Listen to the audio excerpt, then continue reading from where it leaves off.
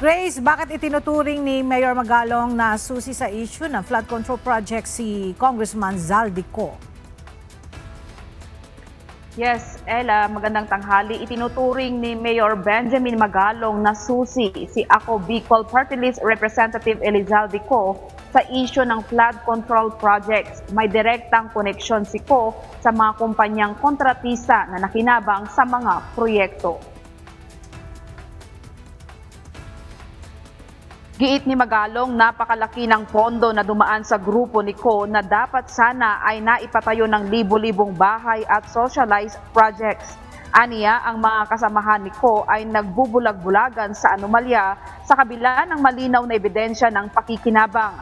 Dahil dito, giniit ni Magalong na si Ko ang dapat unang imbestigahan bilang central figure sa kontrobersiya. Pakinggan natin ang pahayag ni Mayor Magalong. Siya naman talaga dapat ang unang imbestigahan dyan. Siya naman ang susi talaga niyan eh. Di ba? Ang problema, yung mga kasamahan niya dyan na tiwali, nagmamaang-maangan pa. Nakinabang siguro. Nagbubulag-bulagan pa sila. Alam naman nila kung sino yung mga involved dyan eh. Kilala nila lahat. Kulang na lang nga rito, banggitin ko pa yung pangalan ng iba eh. Pero next time na lang, doon ko na lang babanggitin siguro sa house. But for the meantime, dyan unahin yan siguro, yan si Mr. Zaldico. Dahil siyang susi sa lahat, at alangan naman na gumagalaw lang yan, na hindi nalalaman ng boss niya.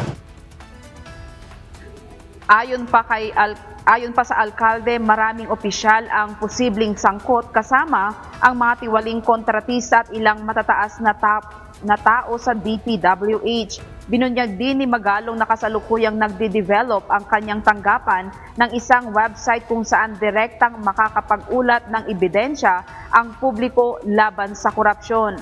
Inaasahan na rin niya ang kanilang grupo na lalo pang titindi ang gagawing propaganda ng masangkot sa katiwalang ito para iligaw ang publiko at itago ang katotohanan.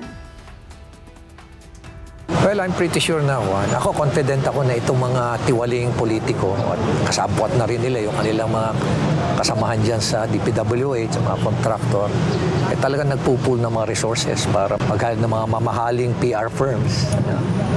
At para talagang i-divert yung mga issue, gawa ng mga kung ano-ano na lang. Pero anyway, ang importante rito, nakatuon ang atensyon ng ating presidente dito sa flood control. At kita nyo naman kahapon, pati si Executive Secretary nagsalita na rin. Ngayon, sisiraan nila yan. Ganon din yung ginawa nila kay Congressman Toby Chanco.